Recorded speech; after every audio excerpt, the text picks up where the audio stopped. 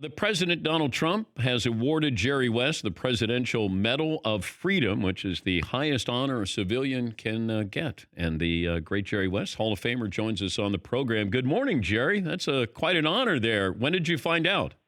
Well, actually, I found out, I guess, last night. My wife said, "I got to show you something funny," and here it was, I guess, on a email she'd received, and I said, "You got to be kidding! This is a joke." And it was, and I read it, and I said, "No, this has got to be a joke." And anyway, all of a sudden, I started getting a lot of texts from people, and who were, I guess, happy that I was a recipient of this award, and frankly, shocking, and almost for the first time in my life, Dan, I really don't know quite how to accept an award like this, to be honest with you. It's not something I've ever even really thought about, but I've looked at some of the people on the award who have been there, and some of the people who've done some extraordinary things in sports, but more importantly, they've made a difference in the way we look at minorities in this world, and some of them are my great friends and people that I've admired for years, and to be in that class, I'm really thrilled. Well, as humble as you are, when I first read this, I went, "Oh gosh, I can only imagine like how uncomfortable this might make you feel." Well, honestly, I've been under the weather a little bit. I've had a kind of case of flu here.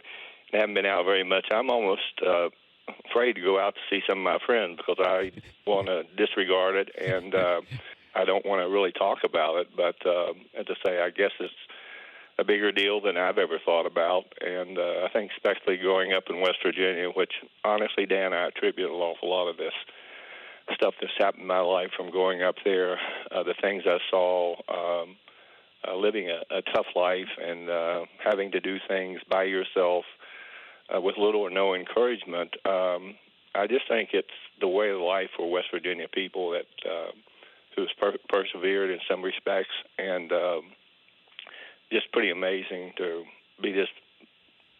be where I am at this point in my life. It's been an amazing journey. And I looked at some of the other men who have won this, and you got Jackie Robinson, you got Jesse Owens, you got Muhammad Ali. Pretty. John Wooden's on there. Some pretty big names. Well, really amazing. And I say so many of these people, Bill Russell, who I've always had the greatest admiration for. Some of these people were more than athletes. They were voices for minorities. And Dan, I read a lot, and I care to read about American history and people who've made a real difference, and particularly in the civil rights areas. And there's some people on there who've basically almost risked their careers and for speaking out, and I admire those people so much. I wish that, in some respect, that I'd had that voice when I was younger, even though I was really shy and wouldn't know how to do it, to be honest with you. But there are just so many people I admire on that list. You talked about growing up in West Virginia, the book that you wrote, written about what you grew up, the circumstances and relationship with your father, or lack thereof, and sleeping with a gun under your bed, and I don't know if all of that comes back through you, and you just does it hit you that way that you just look back and say, how did I get here, and here I am going to the White House to receive this honor? Well, Dan, in many respects, something, things choose you in life, and you never know why. And I think for any young kid out there who's kind of has a solitary life, other kids don't like doing things that you like, and you pick up something and it really becomes your best friend. And more importantly, a lot of people, I think Joan Didion said it, she said, people tell themselves stories in order to live. And I did.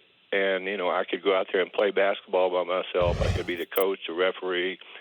I could always walk away from there and make the winning shot. And then you never knew what you were going to see when you went home. And that was my way of feeling good. And then, obviously, I never even dreamed that I would grow tall enough. And, I had a massive growth spurt when I was in high school. Didn't have a lot of offers. And suddenly, my senior year, I started attracting an awful lot of attention.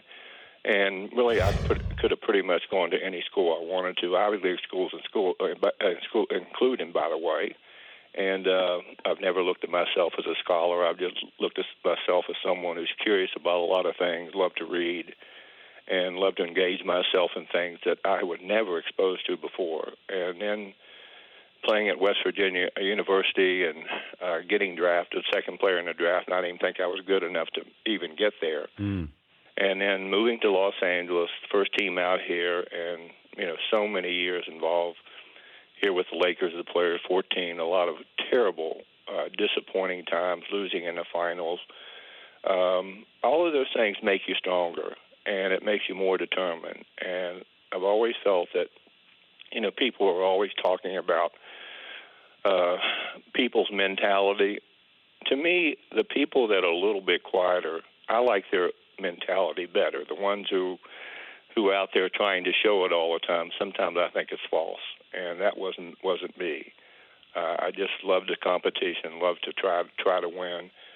But the thing that made it best were the people I met along the way, the players, all the fans who have been so kind to me over the years here in Los Angeles, and the late Mike Heisley at Memphis who hired me there, the Warriors being part of that group, and now with Steve Ballmer here in Los Angeles. Those have been really special times, and to be kind of relevant today at 81 years of age, it's even more important to me. You almost said 80 years of age. You were trying to leave out that latest birthday. No. I didn't want to leave it out. I just had a birthday a few days ago. I would never do that. I'm not one. I'm not exactly 40 anymore, Dan. I know you are, but. When's the last time you shot hoops? Oh my gosh, a long time ago. I think it was up at the Warrior. They were having some kind of a little thing up there a few years ago, and I think I made about 13 in a row and I quit. But, Dan, it's not something I could do. I watch the players play today, and, I marvel a lot of things that they do. I do think the game has changed immensely, and I heard you talking about a different kind of defense. Well, that's exactly what makes it fun. Coaches that devise things to make other people get out of their comfort zone, and in today's day in the NBA, it's kind of a prettier game because there's not a lot of fouls called. People, you jump sideways, you jump straight into people. The fouls are not called the same way. They're really not. And the game is prettier, and more importantly, I think it's for the fans. The players are truly professional because they can work on their craft all year long with the enormous amount of money that they're making now and going to make more in the future. Players making $50 million a year, it's almost incomprehensible for a lot of people. And as long as they respect the game and play hard every night, and I could care less what they make. I just like to watch the game, and particularly the incredibly skilled players we have today. And with the rules, it makes them even better. But it's kind of awkward to even talk about it. I'm afraid you can't even mention teams anymore. I know. I was going to ask you, though, Jerry, that Doc got fined $50,000 for just complimenting Kawhi Leonard. Well, as I say, there's a lot of players I greatly admire. I really do. But it's a slippery slope out there. And I think, Dan, there's two sets of rules.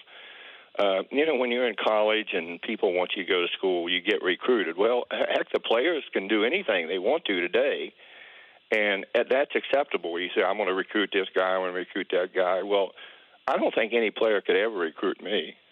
Never. I would want to play where I thought the situation was better for me, that maybe it's someplace I'd always wanted to consider. But free agency is difficult, and I think it's really terrible when some of these great players are mentioned while the playoffs are going on, and particularly by players. Coaches, how do you promote the game? I don't even know. There's so many players I'd like to say nice things about, I greatly admire, and I really appreciate how they play. You're almost afraid to promote the game that you love. Where would you be without basketball? Oh, I would have been dead long ago, I'm sure. Why? Well, You know something, Dan? I have a restless mind. Okay, I can't imagine myself working for a coal mine. I just can't do. I can't imagine myself. I would have never been able to go to college, and I do believe that men should be busy and not idle. And every once in a while, I think back to myself and I say, oh my gosh. What if this hadn't happened? This particular little incident in my life, just little small things. And I said, what if that never happened? I would be, I don't know. I would be a person who tried to be nice to everyone, try to be helpful, and more importantly, try to encourage young kids. I think when you grow up differently, one of the things you want to do is encourage people. And even to this day, I try to help everyone in the NBA that I think that comes to me or calls me about particular jobs or something. I will make a phone call for them, and if I believe in them, I really will. And when you sometimes you don't realize that maybe you have a little bit different kind of an impact on people. And I love people, and I particularly love the game of basketball, which has given me so much. So the people that I most admire are the people I competed against, and particularly the people I played with. I've worked for some incredible people. Jerry Buss, who gave me a chance here in Los Angeles to work as an executive. And little did I know what I would ever do when I retired from basketball. And then late Mike Heisley, the Warriors whole group up there, a real special group of people. And I'd like to talk about some of their players, but I can't. But they're friends. They're people that I consider friends. Yeah. And, just how special they are. And now here with the Clippers, Steve Ballmer, just frankly amazing man. And he's really kind of rejuvenated me, working with Lawrence Franks and Doc Rivers, and got a great staff there. And my years with the Lakers will be the highlight of my life, that's for sure. Well, congrats. It's wonderful. And I'm proud to know you. You didn't have to get this for me to say I'm proud to know you, but it's a wonderful honor, and hopefully you'll be comfortable receiving that. Well, I thank you, Dan. And one of the things I would always say about you is that people ask me constantly. I meet some wonderful people who are broadcasters and who have shows and everything. Really, really nice people. But listen, there's no one better than you. You're as nice as they come. You're incredibly gifted, and people who listen to you, I know they're big fans. And I wish you continued success, and more importantly, continued good health. Thank you, Jerry. And we'll be keeping an eye on this, and be careful. Don't say nice things about anybody in the NBA, okay? I'll say something nice about the commissioner. Maybe he'll give Montgomery $50,000 back. Thank you, Jerry. Thank you, Dan. That's Jerry West. He is receiving the Presidential Medal of Freedom. And I wondered about this. The first thing I thought of when I saw that he had won was, what is his reaction going to be? And the second part was, I can't fathom what it must have been like to be, I believe, 12 years of age, and he put a shotgun underneath his mattress because if his father did anything to his mother again, that he was going to kill him. And, he told that story to us and said it almost in a matter-of-fact way that, hey, I was not going to let my dad put his hands on my mom again. So, we see the finished product. But Jerry West has come a long, long way, and just turned 81, and I hope he lives a long, long time. But that's great honor, the Presidential Medal of Freedom. For more Dan Patrick Show, tune into Audience Channel 239 on DirecTV, stream for free on BR Live, or download the Dan Patrick Show app.